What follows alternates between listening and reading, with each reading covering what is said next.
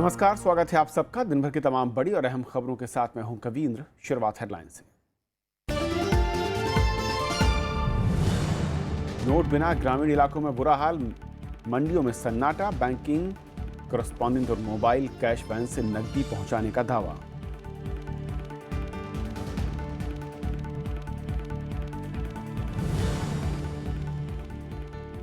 पुराने नोट बंद करने का प्रधानमंत्री ने किया बचाव, फैसले के खिलाफ एकजुट हुआ विपक्ष, संसद में सरकार को घेरने की तैयारी।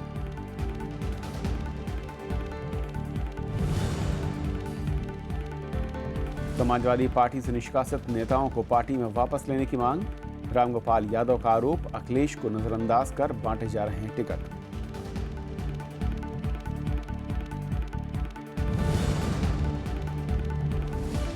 कश्मीर में 94% छात्र बोर्ड परीक्षा में शामिल, कल से खुलेंगे सरहदी इलाकों के स्कूल। पाकिस्तान का दावा, भारतीय गोलीबारी में मारे गए उनके 7 सैनिक।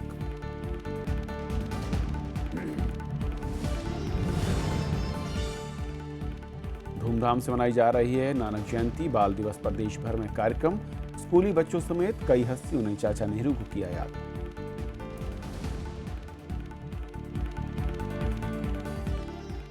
और आइए देखते हैं पहली खबर।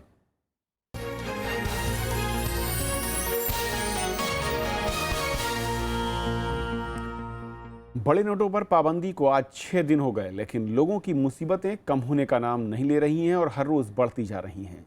ग्रामीणों को अब तक ये भी पता नहीं कि वो नोट कहां बदलवाएं। ज्यादातर राज्यों में सोमवार को छुट्टी होने से एटीएम पर भी लंबी कतारें रहीं।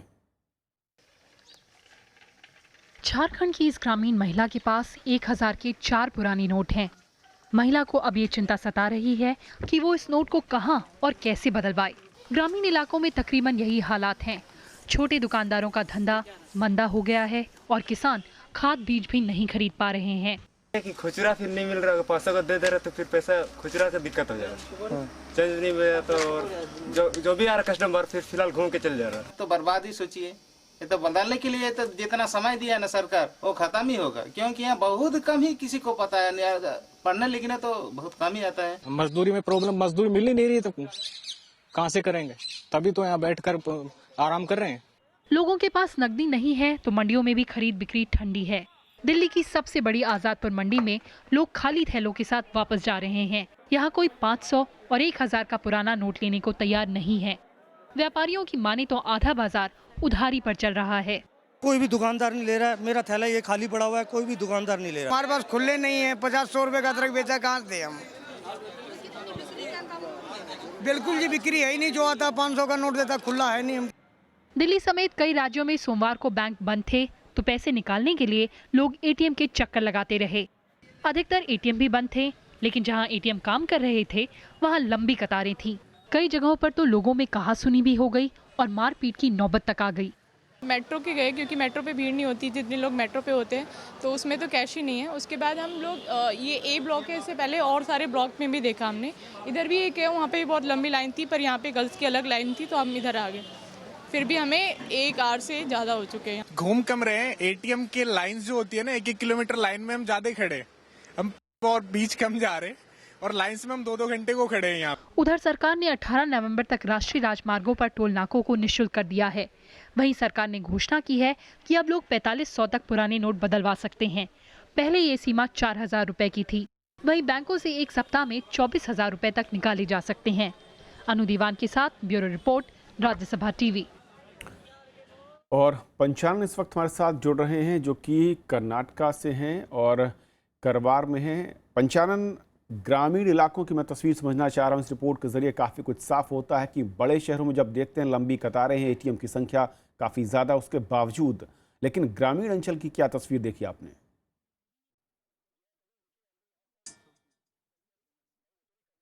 जी हाँ कविन, देखिए हमने यहाँ पर गोवा से निकलकर और उत्तरी कर्नाटक में है, इस समय कारवाड़ में। जो ग्रामीण अंचल है उनकी तस्वीर यही है कि जो किसान हैं उनको चाहे बुआई के लिए पैसा चाहिए हो, चाहे वो व्यापारी हो उनको स्थानीय बाजार से सामान चाहिए हो या अपना आड़त का माल या थोक का माल खरीदना हो, उनके लिए खासी दिक्कतें आ रही हैं। उनका हालांकि कहना है कि फैसला अच्छा है, लेकिन जो इम्प्लीमेंटेशन के तरीके हैं उसमें कुछ गड़बड़ है। कुछ व्यापारी हमारे साथ है यहाँ कारवाड़ के रामनगर में हम हैं। आप ये बताएं, आप स्थानीय व्यापारी हैं, क्या बड़ी दिक्कत है आपको? कोई पब्लिक को थोड़ा बहुत मुसीबत आया है, हो जाएगा। ये जो निर्णय है सही बात है, इसीलिए तो अच्छी बात है। नहीं, लेकिन वो आपके व्यापार में क्या दिक्कतें आ रही हैं? थोड़ा बहुत पब्लिक आने का दिक्कत हो गया है, क्यों कम हो गया है, क्योंकि पब्लिक आ रहा नहीं है, चिल्लर पैसा नहीं, छुट्टा पैसा नहीं, वजह से उसलिए कोई नहीं आ रहा है, इसलिए थोड़ा बहुत दिक्कत हो रही है। तो कभी वही है कि बस जो छोटे जो व्यापारी हैं उनका कहना है कि फिलहाल जो दिक्कत है वो उनके साथ कैश की आ रही है, बिक्री उनकी कम हो गई है, मार्केट में कैश का इन्फ्लो नहीं है। लेकिन हाँ, उनको ये उम्मीद है कि हो सकती है इसको कस्बों में और ग्रामीण इलाकों में लेकिन एटीएम काम कर रहे हैं, वहां पर पैसे मिल रहे हैं एटीएम में।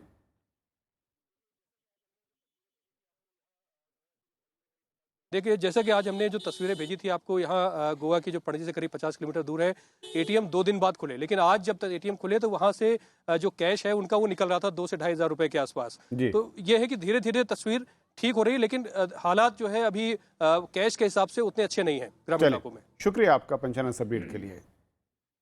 उधर प्रधानमंत्री ने बड़े नोटों पर पाबंदी की निंदा करने पर विपक्ष को आड़े हाथ लिया है। उत्तर प्रदेश में एक रैली में उन्होंने कहा कि गरीब उनके साथ हैं और भ्रष्टाचारियों की नींद हराम हो गई है। उधर सरकार ने आम जनता की मुश्किलें खत्म करने के लिए कुछ फैसले भी लिए। प्रधानमंत्री नरेंद्र मोदी ने गाजीपुर में बीजेपी की परिवर्तन रैली में 500 और 1000 के नोटों पर पाबंदी के फैसले को सही बताया। विपक्ष की आलोचनाओं को खारिज करते हुए उन्होंने कहा कि इस फैसले से गरीब चैन की नींद सो रहा है, लेकिन भ्रष्टाचारी नींद की गोली खरीद रहे हैं। ईमानदारी के नाम पर देश की जनता को गुमराह करने वाले नेताओं से कहना चाहता हूं, आप कहीं हो तो पब्लिक ही बचाओ कि 500 और 1000 का नोट चलना चाहिए, भ्रष्टाचार चलना चाहिए, काला धन चलना चाहिए, बेईमानी चलनी चाहिए, बताओ। उधर सरकार ने लोगों तक नकदी पहुंचाने के लिए नए उपायों की घोषणा की। आर्थिक मामलों के सचिव शक्तिकांत दास ने कहा कि पब्लिक यूटिलिटी पर 24 नवंबर तक पुराने नोट लिए जाएंगे, लेकिन इसका इस्तेमाल बकाया और ताज़ा बिल भरने में ही किया जा सकता है। डेबिट कार्ड से पैसे निकालने के लिए माइक्रो एटीएम लगाए जाएंगे। व्यापारी मजदूरी देने के लिए चालू खाते से एक दिन में 50,000 रुपए निकाल सकते हैं। सरकारी विभागों से कहा गया है कि वो सभी भुगतान ऑनलाइन करें और जरूरत पड़ने पर ही नकदी निकालें। The ATM network, the recalibration of the ATMs has already started, and it is expected that from today or tomorrow, the ATMs will start dispensing higher denomination currency, especially 2,000 rupees. बाजार में नकदी बढ़ाने के उपायों पर चर्चा के लिए प्रधानमंत्री ने रविवार रात उच्च स्तरीय बैठक की थी। इसमें एटीएम को 2,000 रुपए के लायक बनाने के लिए टास्क फोर्स गठित करने का फैसला लिया गया। कृति मिश्रा के साथ ब्यूरो रिपोर्ट, राज्यसभा टीवी। और वहीं विपक्ष ने लोगों को हो रही परेशानी को लेकर इसे सरकार की नाकामी बताया। विपक्षी दल बुधवार से शुरू हो रहे संसद के शीतकालीन सत्र में इस मुद्दे को जोर शोर से उठाने की तैयारी में है। टीएमसी सभी दलों को साथ लाने में लगी है, तो दिल्ली सरकार ने इस मसले पर विधानसभा का विशेष सत्र भी बुलाया है। बड़े नोट बंद करने और लोगों की परेशानियों को लेकर विपक्ष संसद के शीतकालीन सत्र में सरकार को घेरने की तैयारी में है। कांग्रेस ने दोनों सदनों में चर्चा का नोटिस दिया है। राज्यसभा में नेता विपक्ष गुलाम नबी आजाद ने कहा कि कांग्रेस इस मुद्दे को सदन में जोरदार तरीके से उठाएगी। डिमोनेटाइजेशन का भी एक बहुत बड़ा मुद्दा है। जिस तरह से करोड़ों लोग को असुविधा हुई है, करोड़ों लोग इस वक्त सड़कों पे हैं, मारा मारी चल रही है, पैसा नहीं है, इसमें ब्लैक मनी कम खत्म हो रही है, लोग खत्म हो रहे हैं। वाम दलों ने बीजेपी के लोगों को पहले ही जानकारी होने के मुद्दे पर सफाई मांगी है और 31 दिसंबर तक सरकारी दफ्तरों और बिलों के भुगतान में पुराने नोटों के चलन को जारी रखने की मांग की है। इमीडिएटली आप अनाउंस करिएगा पब्लिक यूटिलिटीज के लिए और पूरी सरकारी या गैर सरकारी वाइड ट्रांजैक्शंस के लिए ये नोट्स आर वैलिड। 31 दिसंबर तक ये वैलिड है, तब तक ये वैलिड होनी चाहिए। BJP people were aware of the decision well in advance. Prime Minister should explain what exactly happened. पश्चिम बंगाल की मुख्यमंत्री ममता बनर्जी ने प्रधानमंत्री के बयान को आम जनता का अपमान बताया है। तृणमूल कांग्रेस सर्वदलीय प्रतिनिधिमंडल राष्ट्रपति से मिलने जाएगी। हम लोग राष्ट्रपति जी से ये बातचीत करेंगे और ये तो तृणमूल को लीडरशिप नहीं करना है, तृणमूल में एकदम बैक बेंच में बैठ जाएगा। ये पूरा टीम वर्क होगा, एक मूवमेंट होगा और हम लोग जाएंगे राष्ट्रपति जी से ये सिचुएशन उनको बताने। बीएसपी समेत दूसरे दलों ने लोगों को हो रही परेशानी को लेकर सरकार की आलोचना की है। काला धन व भ्रष्टाचार पर अंकुश लगाने की आड़ में देश की करोड़ों आम जनता को ही खुले आसमान के नीचे लाकर खड़ा करवा देगी, इस भयावह स्थिति की कल्पना लोगों ने कभी भी नहीं की थी। अभी इमरजेंसी कैबिनेट मीटिंग हुई थी जिसमें एक निर्णय ये लिया गया कि कल दिल्ली विधानसभा का इमरजेंसी सेशन बुलाया जाएगा स्थिति का जायजा लेने के लिए और क्या कदम उठाए जाने चाहिए इस पर चर्चा करने के लिए। वहीं बीजेपी ने विपक्षी पार्टियों की मंशा पर सवाल उठाया है कि आज पूरा देश इस काले धन के खिलाफ जो क्रांति है उसमें एक साथ खड़ा हुआ है और जो लोग काले धन के खिलाफ इस लड़ाई और ब्लैक मनी के खिलाफ इस लड़ाई में आवाज उठा रहे हैं, उसके खिलाफ आवाज उठा रहे हैं, उसके विरोध कर रहे हैं, कहीं ना कहीं उनकी छवि ऐसी बनती जा रही है कि वो ब्लैक मनी और ब्लैक मनी माफियाओं को बचाना चाहते हैं। सरकार के अचानक 500 और 1000 के नोट बंद करने को विपक्ष तानाशाही फैसला बता रहा है। साथ ही पुराने नोट बदलने में परेशानी और नए नोट की कमी को लेकर सरकार की तैयारी पर सवाल उठा रहा है। Bureau report, Rajya Sabha TV. और इस पूरे मसले को लेकर हमारे साथ स्टूडियो में मौजूद हैं खास मेहमान डॉक्टर प्रवीण झा साहब, जो प्रोफेसर हैं जेएनयू में। सर, स्वागत है आपका। सर, इस पूरे मसले को लेकर आरोप प्रत्यारोप या राजनीतिक बात अलग, लेकिन मैं अगर ज़मीन पर देखूं और शुरुआत करूं गांव देहात से, एक तो इन्फॉर्मेशन हमेशा देर से पहुंचती है, शिक्षा का स्तर वो नहीं है कि वो इतना अवेयर हों। किस तरीके से आप देखते हैं इस कदम को, और जो टाइम लिमिट है, जिस तरीके का पैनिक है, उसके बीच में क्या हालत होगी? देखिए, अगर इस तरह का कोई कदम लिया जाता है अपेक्षित तैयारी के अभाव में, तो खास करके जो ग्रामीण इलाके हैं और जो कारण आपने बताया, वहाँ पे पैनिक होना एक स्वाभाविक सा रिएक्शन है, वो तो आप समझ ही सकते हैं। और उसके साथ साथ मूल बात ये है कि जो हमारा पूरा फाइनेंशियल, बैंकिंग, मॉनेटरी इंफ्रास्ट्रक्चर जो है, अगर उसको हम ध्यान में रखें, वो काफ़ी कमज़ोर हैं। हम जानते हैं ग्रामीण इलाकों में आपको एक एटीएम की तलाश में कई किलोमीटर की यात्रा करनी पड़ेगी, एक तहसील में होगा, तो उसके अलावा अगर आपको बैंक भी जाना है तो वो भी जो है कई जगह पे 2-2 किलोमीटर, 3-3 किलोमीटर कम से कम आपको यात्रा करनी पड़ेगी। तो एक जो पूरा ये इंफ्रास्ट्रक्चर था, उस पर अगर आप इसका बिना ध्यान रखे हुए कि साहब कैसे वो डिस्पेंसेशन हो पाएगा, वहाँ तक पैसा पहुँच पाएगा कि नहीं पहुँच पाएगा, और अगर पहुँचेगा तो वो कितनी आसानी से लोगों तक जा पाएगा, इसके बारे में लगता है जो एक गंभीर चिंतन होना चाहिए उसका गंभीर अभाव था। तो उस वजह से पूरा एक अफरा तफरी का माहौल है। इसमें कुछ भी आश्चर्य वाली बात नहीं है। ये जो है, मुझे लगता है कि अगर किसी ने थोड़ा भी इस पे चिंतन किया होता तो निश्चित तौर पे उनको, अगर हिंदुस्तान की आर्थिक व्यवस्था की समझ है, तो इतनी बात समझ में आनी चाहिए थी कि जब तक आप बिल्कुल इमरजेंसी तौर पे वहाँ पे ऑल्टरनेटिव मेजर्स का इंतज़ाम नहीं करेंगे, एक भयंकर रिएक्शन जो है और परेशानी दोनों होगी। एक और बात समझना चाहूँगा सर, दुनिया के मैंने देख रहा था और पढ़ा कई जगह कि अलग अलग देशों में इस तरह की प्रक्रियाएँ होती रहती हैं, लेकिन नॉर्मल तौर पर मैंने देखा कि 24 घंटे का वक्त वहाँ दिया जाता है एटीएम में नए नोट डिस्पेंस करने के लिए। देश में भी 2 दिन एटीएम बंद रहे, लेकिन हम उस सिस्टम को नहीं बदल पाया कि उसका सांचा छोटा है, बड़ा है, फिट नहीं हो रहा। क्या ये एक बड़ी अदूरदर्शिता जिसके चलते आज ये हालात हैं? निश्चित तौर पे भयंकर अदूरदर्शिता है इसमें। पहली बात तो ये है कि क्या आपके पास जितने एटीएम हैं उनकी संख्या, या जो हमारी ज़रूरत है उसके लिए वो पूरी है या उसमें काफ़ी अभाव है। जो लोग एटीएम की व्यवस्था पे काम करते हैं उनका ये मानना है कि उसमें जो हमारा कवरेज है अभी काफ़ी कम है। उसके साथ साथ दूसरी बात ये है कि आपको रिकैलिब्रेट करने के लिए एक पहले से तैयारी करनी चाहिए थी कि जो डिस्पेंसेशन होगा तो वो आप क्यों नहीं कर पा रहे हैं। बताया जा रहा है कि जो नए नोट का डिस्पेंसेशन के लिए जो पुख्ता इंतजाम होने चाहिए थे इन एटीएम्स में, अभी तक वो चल ही रहा है। वो कहा जा रहा है कि 2 से 3 हफ्ते और लगेंगे। हाँ, 6 दिन तो हो गए। ये कहा गया कि 2 से 3, जो वित्त मंत्री हैं उनका ये बयान है कि 2 से 3 सप्ताह उसमें और लग सकते हैं। ये उनकी शायद आशावादिता है। कई लोगों का कहना है कि उससे भी ज़्यादा समय लग सकता है। तो इन सब चीज़ों को ध्यान में रखते हुए ये बिल्कुल मुझे लगता है एक ठोस जो है कंक्लूजन होगा इस मुद्दे को लेके कि जो एक सीरियस प्रिपरेशन होना चाहिए था या प्रिपेयर्डनेस जो होना चाहिए था, उसका गंभीर एक अभाव, उसको पूरी तरह से समझिए कि नज़रअंदाज किया गया। और हो ये रहा है कि हर दूसरे दिन तीसरे दिन आप कह रहे हैं अच्छा थोड़ा और रिलैक्स कर दो, डेट बढ़ती जा रही है, दो, आप डेट बदल रहे हैं, डेट बदलने के अलावा जो है वो जो प्रोविजंस है उसमें भी थोड़ा बहुत बदलाव ला रहे हैं।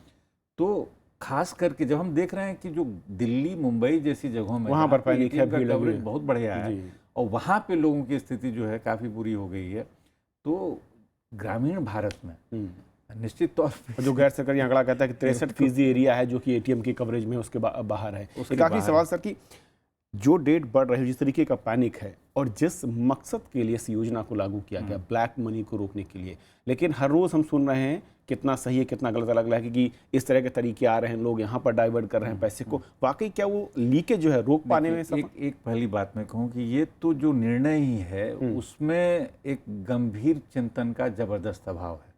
अगर हम ये मान के चलें कि साहब ब्लैक मनी को कंट्रोल करने के लिए कुछ इस तरह के कदम लेना है, तो पहली बात तो ये है कि आप देख रहे हैं कि 86% जो करेंसी है आपकी वो 500 और 1000 के डिनोमिनेशन में है। उसमें से उस 86 में से कितने नोट हैं जो उस काले धन का हिस्सा है? मैं तो ये मान के चलता हूँ कि अब आज के परिप्रेक्ष्य में 500 का नोट जो है एक तरह से चिल्लर की तरह से हो गया है। अगर पिछले 20-30 वर्षों में देखें जिस तरह से पैसे का मूल्यन हुआ हो, तो 500 के नोट को तो मुझे लगता नहीं है कि टच करने में कोई आप उसमें कोई बहुत समझदारी की बात थी, क्योंकि मुझे नहीं लगता है कि 500 और अगर मैं 1000 भी उसमें शामिल कर लूँ कि उसमें बहुत ज़्यादा ब्लैक मनी रखा जा रहा है। एस्टिमेट्स अलग अलग किस्म के आ रहे हैं। कहा जा रहा है कि साहब जो हमारी टोटल करेंसी है उसका 1 लाख से 3 लाख करोड़ तक जो है या 3.5 लाख करोड़ तक उसका इस्तेमाल ब्लैक मनी रखने के लिए किया जा रहा है। अब ये 1 लाख करोड़ है कि 3.5 लाख करोड़ है, मैं कहूँगा कि 50,000 करोड़ है। अब हम कहाँ से इन चीज़ों के बारे में, जो मकसद है वो भी सही नहीं दिख। पहले तो ये है कि आप इससे ब्लैक मनी को नहीं, ब्लैक इकोनॉमी को बिल्कुल नहीं एड्रेस कर रहे हैं, उसको उसके जो रूट कॉजेज हैं उसमें तो आप जा नहीं रहे हैं। और पैनिक, हाँ, उसमें जो है उसके जो सिम्टम के उसको कहीं से पकड़ने का प्रयास कर रहे हैं, वो भी ऐसा है कि उसका भी जो होशियार लोग हैं वो तमाम किस्म के रास्ता उठा रहे हैं। देख रहे हैं आप, देखना होगा अगले कुछ दिनों में किस तरीके से हालात बदलते हैं, जिसकी उम्मीद वित्त मंत्रालय या फिर जो वित्त सचिव वो कर रहे थे। फिलहाल बहुत बहुत शुक्रिया सर इस पूरी चर्चा के लिए। बस आखिरी बात ये कहूँगा कि वो होता है ना कई बार कि जब कहते हैं कि भाई आटे के साथ घुन पिसता है, यहाँ घुन के साथ आटा पिस रहा है। चलिए सर, थैंक यू सर। समस्या ये है जब आम लोगों को इस तरह की परेशानी हो रही है। उधर इस मुद्दे को लेकर संसद में भी हंगामा हो सकता है और लोकसभा स्पीकर सुमित्रा महाजन ने संसद के शीतकालीन सत्र के सुचारू संचालन के लिए आज सर्वदलीय बैठक को कर रही हैं। संसद का ये सत्र बुधवार से शुरू होगा। इसमें सत्र के सुचारू संचालन के लिए सभी दलों के नेताओं से बातचीत हो रही है। सरकार ने भी कल सर्वदलीय बैठक बुलाई है, जिसमें विधायी एजेंडे पर विपक्षी दलों का सहयोग मांगा जाएगा। शीतकालीन सत्र 16 दिसंबर तक चलेगा। इधर विपक्षी दल भी शीतकालीन सत्र की रणनीति तैयार करने में जुटे हैं और आज प्रमुख विपक्षी दलों की बैठक हुई, जिसमें बड़े नोटों को बंद करने समेत संसद में उठाए जाने वाले मुद्दों पर चर्चा हुई। बैठक में Congress, TMC, JDU, RJD, CPM, CPI, JMM और वाईआरएस समेत कुछ और विपक्षी दलों के नेता शामिल हुए। इन दलों की बैठक कल भी हो रही है, जिसमें सरकार को घेरने की आखिरी रणनीति पर चर्चा होगी। कांग्रेस के एक वरिष्ठ नेता ने पीटीआई को बताया कि दिल्ली में न होने के चलते कुछ विपक्षी दलों के नेता इस बैठक में शामिल नहीं हो सके। एनडीए के घटक दलों ने पुराने नोटों को बंद करने और सरकार का समर्थन किया है। शीतकालीन सत्र से पहले आज एनडीए के घटक दलों के नेताओं की भी बैठक हुई, जिसमें नोटों पर पाबंदी का मसला उठा और सहयोगी दलों ने प्रधानमंत्री को पूरा समर्थन दिया। इससे पहले बीजेपी संसदीय दल की कार्यकारिणी की बैठक भी हुई, जिसमें सत्र की रणनीति पर चर्चा की गई। समाजवादी पार्टी से निष्कासित और राज्यसभा सांसद रामगोपाल यादव ने कहा है कि मुख्यमंत्री अखिलेश यादव को नजरअंदाज कर विधानसभा चुनाव के लिए टिकट बांटे जा रहे हैं। उन्होंने पार्टी से निकाले गए सभी नेताओं को वापस लेने की भी मांग की। राज्यसभा सांसद रामगोपाल यादव ने सोमवार को जटावा में प्रेस कॉन्फ्रेंस कर समाजवादी पार्टी में टिकट बंटवारे पर नाराजगी जाहिर की। उन्होंने कहा कि मुख्यमंत्री अखिलेश यादव को टिकट बंटवारे में नजरअंदाज किया जा रहा है। रामगोपाल यादव ने अखिलेश को मुख्यमंत्री का चेहरा बनाए जाने की भी मांग की। 2 महीने से अधिक समय से समाजवादी पार्टी से कई नेताओं को असंवैधानिक तरीके से निकाला गया है। मुख्यमंत्री को नजरअंदाज करके मनमाने तरीके से टिकटों का वितरण किया जा रहा है। इस बीच समाजवादी पार्टी में भी रामगोपाल यादव की वापसी की मांग तेज होने लगी है। अब रामगोपाल बाबू का आना और न आना ये आदरणीय नेताजी के दिल में है, लेकिन मेरा अपना ये मानना है, मैं जो समझता हूँ कि बिना चित्रगुप्त के इंद्रासन का कोई बही लेखा सुदृढ़ नहीं हुआ था। निश्चित रूप से हम लोग चाहते हैं कि प्रोफेसर साहब दल में आए, दल में रहें और उसी तरह से नेतृत्व करें। हम लोग नेताजी से अनुरोध भी करेंगे। थोड़ी बहुत परिवार में उतार चढ़ाव रहते हैं, हम अपनी छोटी सी फैमिली में भी कभी कोई उतार चढ़ाव हो जाते हैं, तो जल्दी ही सब लोग साथ हो जाएंगे। पिछले महीने रामगोपाल यादव को समाजवादी पार्टी से निष्कासित किया गया था। उनको पार्टी में अखिलेश यादव का करीबी माना जाता है। पंचानन मिश्रा के साथ ब्यूरो रिपोर्ट, राज्यसभा टीवी। कड़ी सुरक्षा के बीच कश्मीर में आज से बोर्ड की परीक्षाएं शुरू हो गई। 12वीं की परीक्षा में 94% से ज़्यादा छात्र शामिल हुए। इस बीच जम्मू रीजन के सरहदी इलाकों में कल से स्कूल खोलने का फैसला किया गया है। कश्मीर में सोमवार से बोर्ड की परीक्षाएं शुरू हो गईं। परीक्षा केंद्रों पर कड़ी सुरक्षा व्यवस्था की गई है।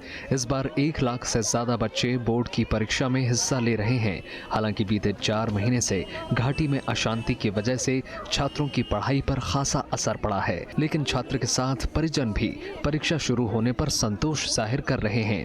घर पे अपनी प्रिपरेशन है, किसी टीचर का सपोर्ट नहीं मिला। हम डाउनटाउन से रहते थे, वहाँ से कोई टीचर नहीं मिला हमें, तो उस वजह से घर पे खुद प्रिपेयर करना पड़ा, तो अपनी मेहनत।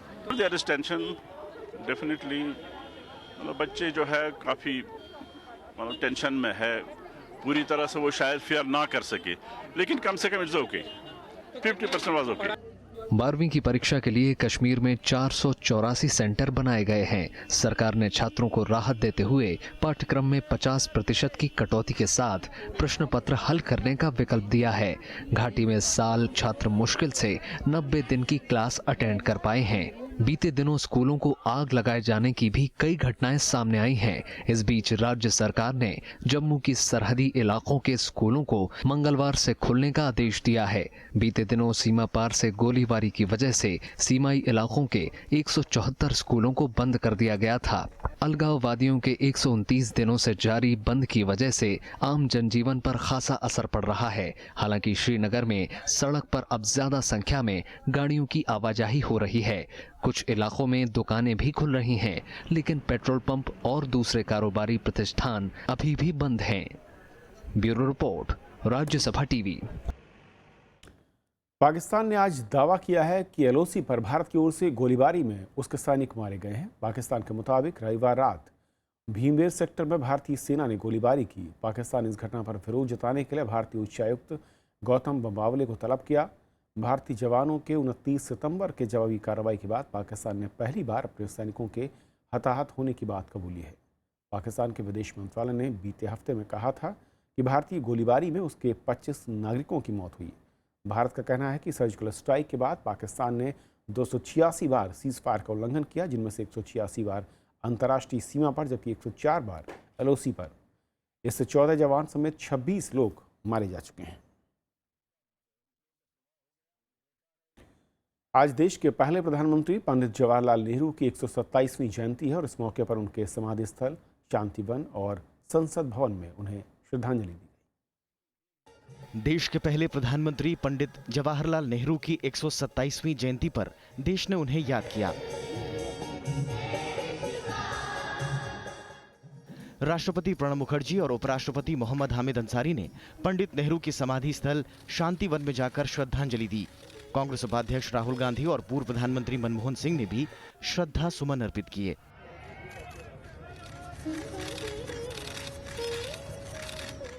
इसके अलावा संसद भवन के सेंट्रल हॉल में पंडित नेहरू को श्रद्धांजलि दी गई। बीजेपी नेता लालकृष्ण आडवाणी, कांग्रेस नेता गुलाम नबी आजाद और कई केंद्रीय मंत्रियों और दूसरे दलों के नेताओं ने श्रद्धा सुमन अर्पित किए। प्रधानमंत्री नरेंद्र मोदी ने भी ट्वीट कर पंडित नेहरू को श्रद्धांजलि दी। पंडित जवाहरलाल नेहरू का जन्म 14 नवंबर 1889 को इलाहाबाद में हुआ था। उनके पिता मोतीलाल नेहरू पेशे से वकील थे। पंडित नेहरू गांधी जी से प्रभावित होकर कांग्रेस से जुड़े। उन्होंने असहयोग आंदोलन, सविनय अवज्ञा आंदोलन और भारत छोड़ो आंदोलन में हिस्सा लिया और कई बार जेल गए। 1947 में वो स्वतंत्र भारत के पहले प्रधानमंत्री बने और 27 मई 1964 को निधन के समय तक इस पद पर बने रहे। उन्हें 1955 में भारत रत्न से भी सम्मानित किया गया। Bureau report, Rajya Sabha TV.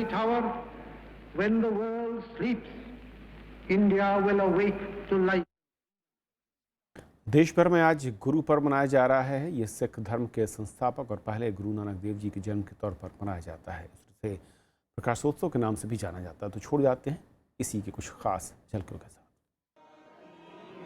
Guru Parv पर अमृतसर का स्वर्ण मंदिर रोशनी से सराबोर हो गया। हजारों श्रद्धालुओं ने यहां भजन कीर्तन और पाठ में हिस्सा लिया।